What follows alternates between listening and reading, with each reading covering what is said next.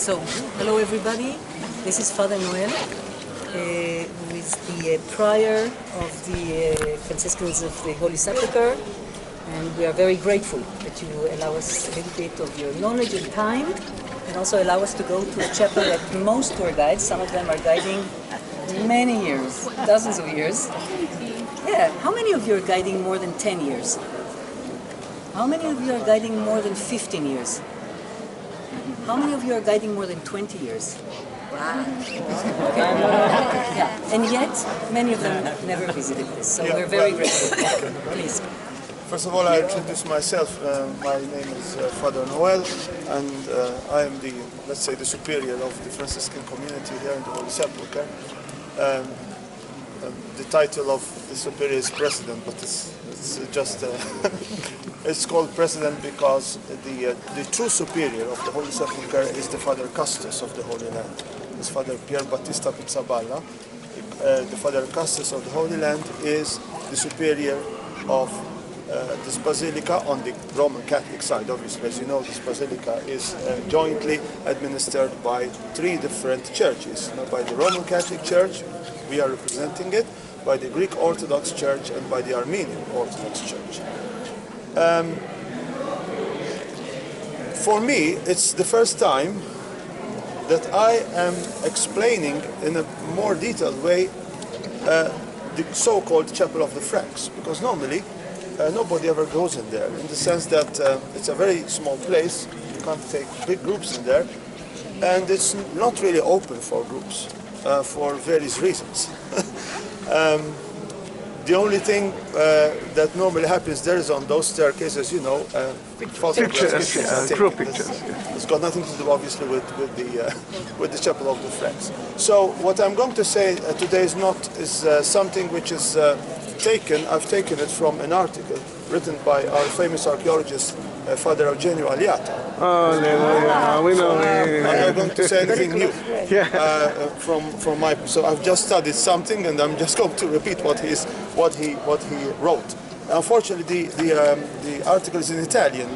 It's not in English. I've got the English translation. Oh, you've got it already. It's on your website, actually. It's on the Food Custodian's website. Yes, the English. It's already in English. Yes. Oh, I didn't even know. I copied it in Italian. So.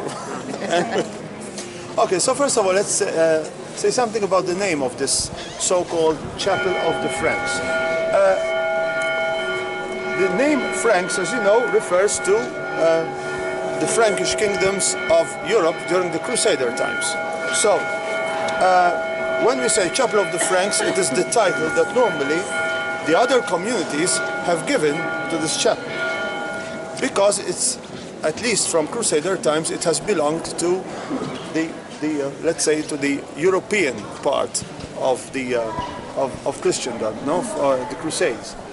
The true title should be the Chapel of Our Lady of the Spasm, or of the Sorrowful Virgin, because it marks the place, one of the places, which is in a certain way linked with the presence of Mary, the mother of Jesus, under the cross. Now, if you go up to Calvary, you notice that the place where Christ died, the place where the cross was placed, there are two icons, two Greek icons. On one side, there is John the Evangelist. On the other side, which is the northern side, there is the Virgin Mary.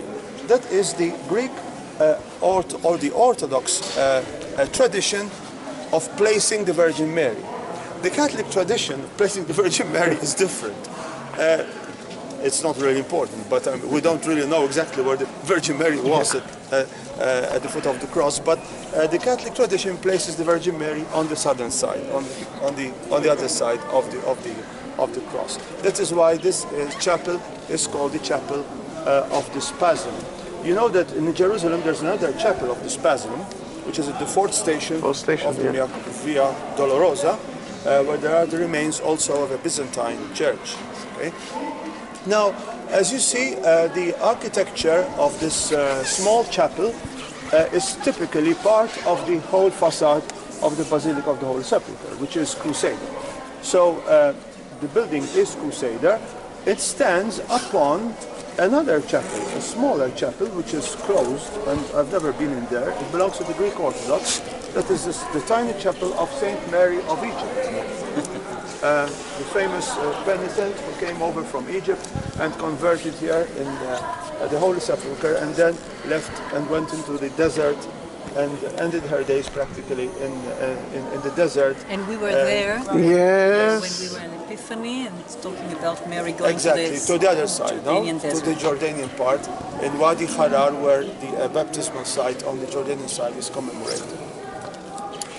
Okay, now we have various testimonies here. I can't stay and read all these notes. Obviously, you can. We will eventually give you the link to the website. Okay, so you can read them.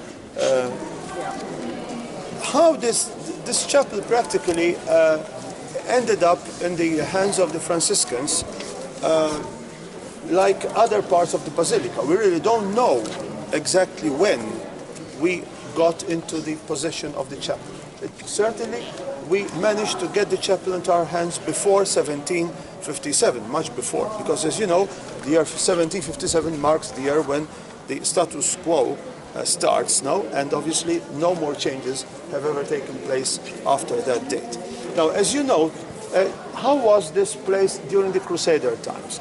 It was very much the same as it is today, but as you know, during the Crusader times, there were two doors in the basilica. Okay? The second door has been walled up by Salah ad-Din after the defeat of the retreat of the Crusades here in Jerusalem on 2nd October 1187.